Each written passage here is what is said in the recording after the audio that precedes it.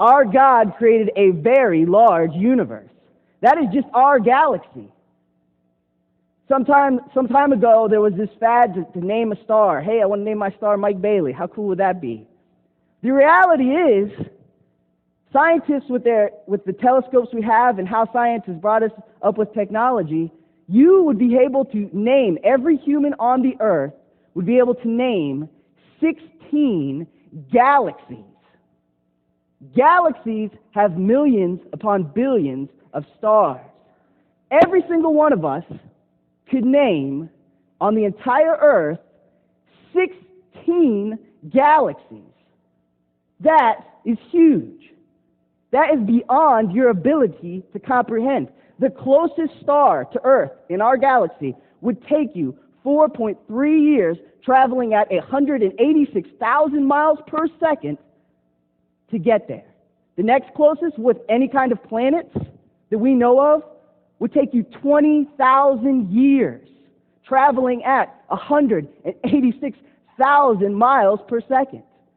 When God says in the beginning, I created the stars, I created the universe, He is not talking about little solar system. He is not talking about Milky Way galaxy. He is talking about something we cannot comprehend. It is beyond our ability to comprehend the vastness of this created universe. Now here's the beautiful thing. Within this universe, this God who's all-powerful, who's demonstrating His power through this creation, makes this one little insignificant planet. It's not even a pixel on a screen in comparison. And on that planet, He creates the first two people, Adam and Eve. He creates all the vegetation. He creates atmospheres for life to exist. He makes it so the earth is not too close where it would be burn up, or not too far away where it would freeze. He creates an ecosystem. Look at Florida. The ecosystem is amazing.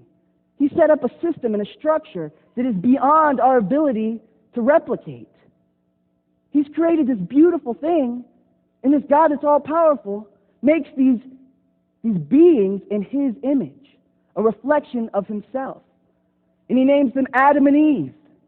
And He says, Adam and Eve, I'm going to give you this beautiful garden. And in this garden there will be two trees, the tree of the knowledge of good and evil and the tree of life.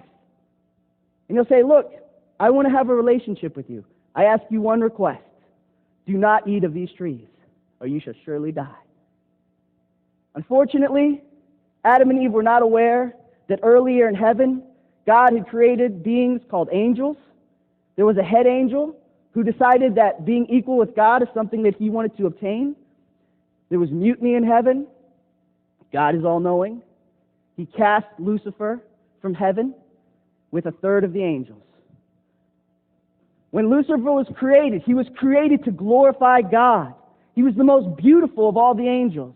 His purpose in existence was to glorify God, to be the head worship leader. Unfortunately, when he fell, his new purpose was to make sure that none of us would have a relationship with God. For the last probably 6,000 to 8,000 years, his entire plan, his entire energy has been used to deceive us, to make us think that God doesn't exist, that Jesus isn't real, and that life is just here for fun, and then it's over. That's his total goal. Because if he achieves that, then the one thing God created to love Himself will not be with Him. We will be separated for eternity.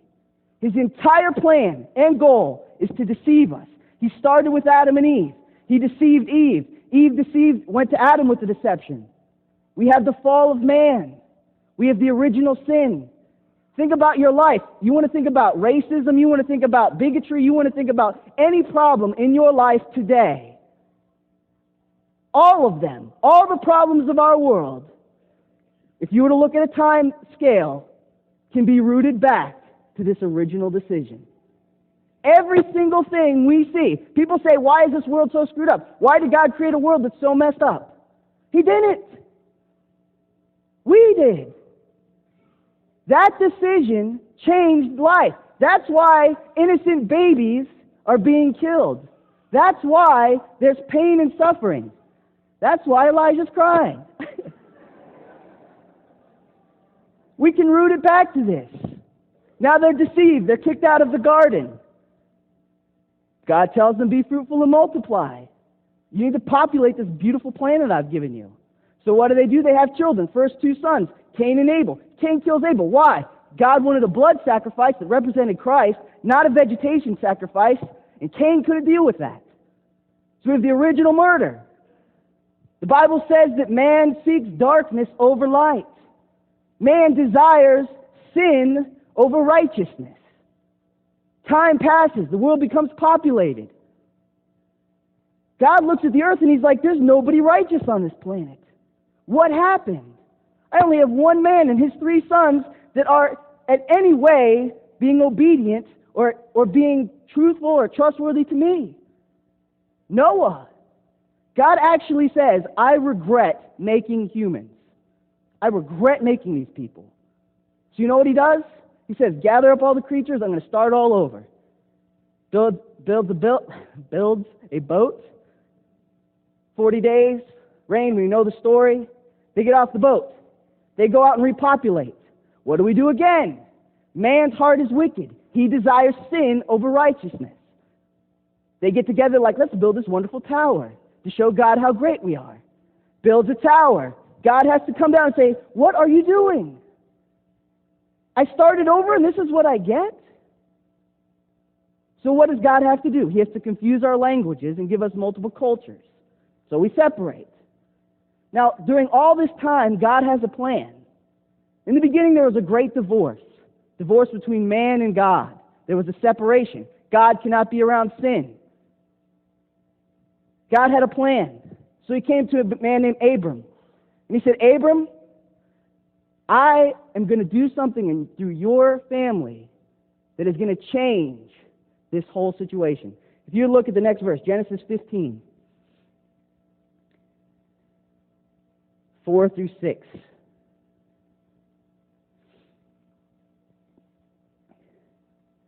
Then the word of the Lord came to him, talking God to Abram. This man will not be your heir. He's talking about Ishmael, the father of the Muslim faith. But a son coming from your own body will be your heir, Isaac. He took him outside and said, look up into the heavens and count the stars. Indeed, if you can count them. Then he said to him, so shall your offspring be. You know what's really interesting about this? Up until the 70s, we thought we could count the stars. We thought that there was probably somewhere around 20,000 stars. It wasn't until we had the advance in technology did we realize how big the universe really is. I'm pretty sure God wasn't saying, I'm going to give you 20,000 heirs. No, he was saying an unlimited, a number you could not comprehend. So he has this gift, this covenant, this agreement between him and God. And God passes it from Abraham, who is now the father of many nations, to Isaac, to Jacob, to Joseph, who takes them to Egypt. They're put into bondage. Now Moses has to rise them up, bring them out of bondage, bring them to the promised land. Unfortunately, he's not allowed to go in, so Joshua has to take them into the promised land, the promised covenant. God is saying, I'm going to use Israel, the Jewish people, to tell the world of who I am and why they exist and what their meaning is. What is the purpose of their life? So you get into the promised land. You have King Saul, not a great king. You have King David, an amazing king. You have King Solomon, a very wise man. Then some time passes, and God really doesn't do anything for a couple hundred years. Then there's a man named John the Baptist. He shows up and he says,